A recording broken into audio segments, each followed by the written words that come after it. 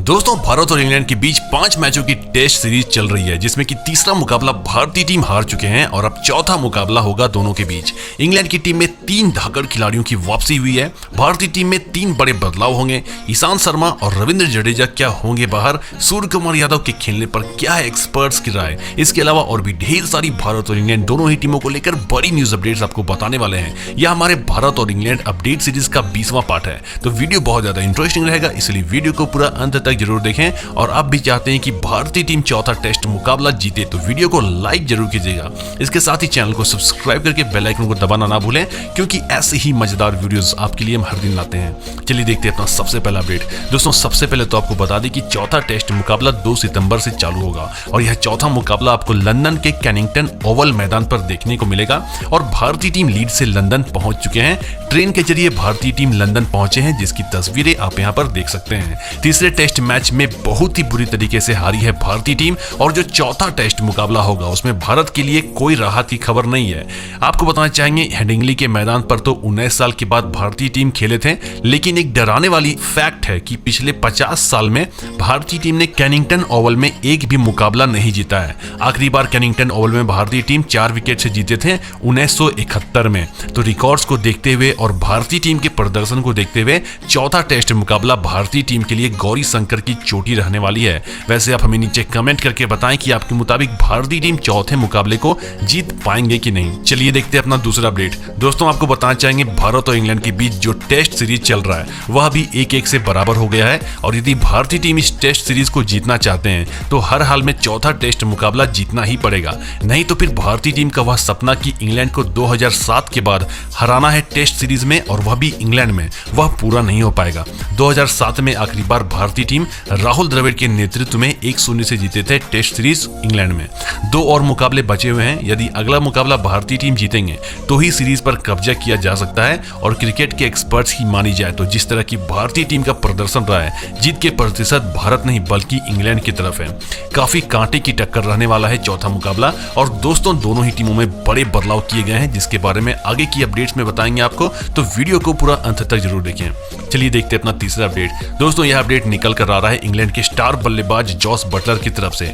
Jos Buttler चौथे test मुकाबले में नहीं खेलने वाले हैं। भारत के साथ जो तीसरा टेस्ट मुकाबला था वह जॉस बटलर का इस साल का आखिरी टेस्ट था। जॉस बटलर का दूसरा बच्चा होने वाला है और जिसकी वजह से वह चौथा और 5वां टेस्ट मैच तो नहीं ही खेलेंगे, साथ में वह IPL भी नहीं खेलने वाले हैं और सीधे जॉस बटलर आपको T20 वर्ल्ड कप में देखने को मिलेंगे। वहीं आपको बता दें कि इंग्लैंड के स्क्वाड में जॉस बटलर की जगह सैम बिलिंग को शामिल किया गया है। चलिए देखते हैं अपना चौथा अपडेट। दोस्तों, यह अपडेट निकल कर आ रहा है इंग्लैंड के तेज गेंदबाज क्रिस वॉक्स की तरफ से। क्रिस वॉक्स इंग्लैंड के पिछले साल के प्लेयर ऑफ द ईयर थे और भारत और इंग्लैंड की टेस्ट सीरीज में वह इसीलिए नहीं देखे गए थे क्योंकि पहला तो इंग्लैंड का रोटेशन पॉलिसी, जहां पर खिलाड़ियों को आराम दिया जाता है बहुत सारे टेस्ट मैच खेलने के बाद, और उसके बाद उनके घुटनों में चोट लग गया था पाकिस्तान के साथ होने वाले मुकाबलों के दौरान। हालांकि अब वह पूरी तरह से फिट हो चुके हैं और चौथे टेस्ट मुकाबले में उन्हें इंग्लैंड की स्क्वाड में शामिल कर दिया गया है। एक तो इंग्लैंड का बॉलिंग डिपार्टमेंट बहुत ज्यादा मजबूत है। अब देखने वाली बात होगी कि क्रिस वॉक्स यदि खेलेंगे तो किस खिलाड़ी को हटाकर उन्हें खिलाया जाएगा।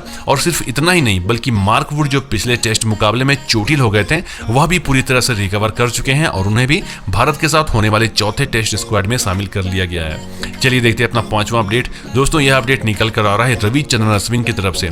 आपको बताना चाहेंगे, ईशांत शर्मा तीसरे टेस्ट मैच में बिल्कुल भी फिट नहीं थे, लेकिन फिर भी उन्होंने गेंदबाजी की थी जैसे तैसे, और ईशांत शर्मा चौथे टेस्ट मुकाबले से बाहर ही हो जाएंगे और उनकी जगह पर रविचंद्रन अश्विन के खेलने के चांस काफी ज्यादा बताए जा रहे हैं। इसके अलावा हमने आपको बताया था कि रविंद्र जडेजा भी चोटिल हो चुके हैं और वह भी अभी अस्पताल में हैं। तो इन दोनों खिलाड़ियों के बाहर होने के बाद अश्विन के चांस लगभग 100% बन ही जाते हैं। हालांकि अभी तक किसी तरह का कोई ऑफिशियल या तो फिर कंफर्म जानकारी नहीं दी गई है, लेकिन परिस्थितियों के आधार पर अश्विन के खेलने के चांस हैं। वैसे आप हमें नीचे कमेंट करके बताएं कि आपको क्या लगता है, अश्विन को चौथा टेस्ट मैच खेलना चाहिए कि नहीं। चलिए देखते हैं अपना छठा अपडेट। दोस्तों, यह अपडेट निकल कर आ रहा है सूर्य कुमार यादव की तरफ से। आपको बताना चाहेंगे, कई सारे ऐसे क्रिकेट के दिग्गज हैं जिनका मानना है कि भारतीय टीम में सूर्य कुमार यादव को मौका देना चाहिए। दिलीप वेंगसरकर ने कहा है कि सूर्य कुमार यादव को प्लेइंग 11 में शामिल करना चाहिए, इससे पहले कि बहुत देर हो जाए, क्योंकि वैसे भी सूर्य कुमार यादव जैसे टैलेंटेड खिलाड़ी काफी लेट एंट्री मारे हैं इंटरनेशनल क्रिकेट में, उनके मुताबिक सूर्य कुमार यादव के पास वह स्किल है कि वह मिडिल ऑर्डर में अपना पोजीशन फिक्स कर सकते हैं टेस्ट क्रिकेट में भी। और यदि हनुमा विहारी को मौका मिलता है किसी खिलाड़ी की जगह, तो हनुमा विहारी की जगह प्रेफरेंस मिलना चाहिए सूर्य कुमार यादव को। वैसे और भी क्रिकेट एक्सपर्ट्स की मानी जाए तो सूर्य कुमार यादव को एक एक्स्ट्रा बल्लेबाज के तौर पर खेलना चाहिए और गेंदबाजों की संख्या 5 से 4 कर देनी चाहिए। अब देखिए विराट कोहली इस पर क्या फैसला लेते हैं, लेकिन उन्होंने पहले ही क्लियर कर दिया है कि वह 5 तेज गेंदबाज के साथ खेलेंगे और अतिरिक्त बल्लेबाज उनके दिमाग में नहीं चल रहा है। चलिए देखते हैं अपना 7वां अपडेट। दोस्तों यह अपडेट निकल कर आ रहा है इंग्लैंड के कोच क्रिस सिल्वरवुड की तरफ से। असल में हुआ क्या था कि दूसरे टेस्ट मुकाबले में इंग्लैंड के गेंदबाजों के बदला लेने के जुनून की वजह से इंग्लैंड की टीम हार गए थे और उस समय इंग्लैंड के कोच क्रिस सिल्वरवुड पर यह इल्जाम लगा था कि उन्होंने अपने खिलाड़ियों को मैदान पर जाकर क्यों नहीं समझाया था कि यह बदला लेने वाला फितरत सही नहीं है। और तीसरे टेस्ट मुकाबले में जीत के बाद क्रिस सिल्वरवुड ने कहा है कि दूसरे टेस्ट मुकाबले में बहुत सारे लड़ाई हुए थे और इंग्लैंड के खिलाड़ी इसकी वजह से फोकस नहीं कर पाए और इंग्लैंड के खिलाड़ियों ने तीसरे टेस्ट मुकाबले में अपने इमोशंस को कंट्रोल किया, अपने एग्रेशंस को बढ़ने नहीं दिया, जो जीत के पीछे बड़ा कारण रहा। मैच के बाद जो रूट और क्रिस सिल्वरवुड ने दूसरे मुकाबले के हार का एनालिसिस किया था और इस पर सुधार करने के लिए सभी खिलाड़ियों को कहा गया था और कहीं ना कहीं रंग लाया तीसरे टेस्ट मुकाबले में। चलिए देखते हैं अपना 8वां अपडेट। दोस्तों आपको बताने वाले हैं भारतीय टीम चौथे टेस्ट मुकाबले में 3 बड़े बदलाव कर सकते हैं। सबसे पहले तो अजिंक्य रहाणे की जगह हनुमा विहारी या तो सूर्य कुमार यादव या तो मयंक अग्रवाल को मौका मिल सकता है, क्योंकि अजिंक्य रहाणे काफी खराब फॉर्म से गुजर रहे हैं और चौथा टेस्ट मुकाबला जीतना बहुत इंपॉर्टेंट है। दूसरा बदलाव, ईशांत शर्मा को ड्रॉप करके शार्दुल ठाकुर को उनकी जगह पर खेलने देना चाहिए। शार्दुल ठाकुर वैसे भी फिट हो चुके हैं और ईशांत शर्मा चोटिल हैं और ऊपर से खराब फॉर्म में भी थे और सबसे गंदी गेंदबाजी उन्होंने की थी। तीसरा बदलाव, जडेजा की जगह अश्विन को खेलने का मौका देना चाहिए। अश्विन भारत के सर्वश्रेष्ठ स्पिन गेंदबाज हैं और उन्हें लीड स्पिनर की भूमिका में चौथे टेस्ट मैच में लाना चाहिए। वैसे आप इन तीनों बदलाव से सहमत हो तो वीडियो को लाइक कीजिएगा और अपनी राय हमें कमेंट करके जरूर बताइएगा। चलिए देखते हैं अपना 9वां अपडेट। दोस्तों यह अपडेट निकल कर आ रहा है चेतेश्वर पुजारा की तरफ से।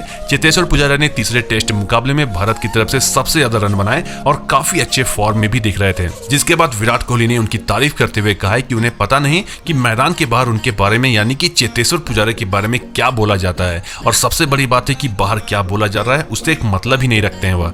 उन्हें चेतेश्वर पुजारा पर विश्वास था और उन्होंने डिलीवर किया। इसके साथ ही रोहित शर्मा ने कहा है कि कभी भी चेतेश्वर पुजारा के खराब फॉर्म को लेकर कभी भी ड्रेसिंग रूम या मीटिंग में किसी तरह का कोई चर्चा नहीं होता है। तो दोस्तों जिस तरह से हम भारतीय टीम के खिलाड़ियों को 1 या 2 मैच के प्रदर्शन पर जज करते हैं उस तरह से भारतीय टीम में होता नहीं है। चलिए देखते हैं अपना 10वां अपडेट। दोस्तों यह अपडेट निकल कर आ रहा है ऋषभ पंत की तरफ से। ऋषभ पंत ने जिस तरह से पिछले कुछ टेस्ट मैच में बल्लेबाजी की है और वैसा प्रदर्शन नहीं किया है, उन पर सवाल खड़े होने लगे हैं कि टेस्ट क्रिकेट में इस तरह का माइंडसेट और अप्रोच नहीं चलता है। कुछ मैचों में ठीक है लक था, रन बन गए, लेकिन हर टेस्ट मैच को T20 की जैसा नहीं खेला जा सकता है। इसके साथ ही कुछ एक्सपर्ट्स का मानना है कि ऋषभ पंत के पास वह टेक्निक नहीं है कि वह इंग्लैंड में बल्लेबाजी कर सके और उनके जगह पर रिद्धिमान शाह को एक मौका देने के बारे में भी कहा जा रहा है, क्योंकि इस तरह के विकेट पर रिद्धिमान शाह पहले अच्छा प्रदर्शन कर चुके हैं। हालांकि कुछ मैचों के प्रदर्शन पर हम भी खिलाड़ियों को बदलने के लिए नहीं कर रहे हैं, बस हमारे तरफ से आपको एक पॉसिबिलिटी बताई गई है कि ऐसा भी कर सकते हैं भारतीय टीम। तो दोस्तों यह थे हमारे आज के भारत और इंग्लैंड को लेकर बड़े अपडेट्स।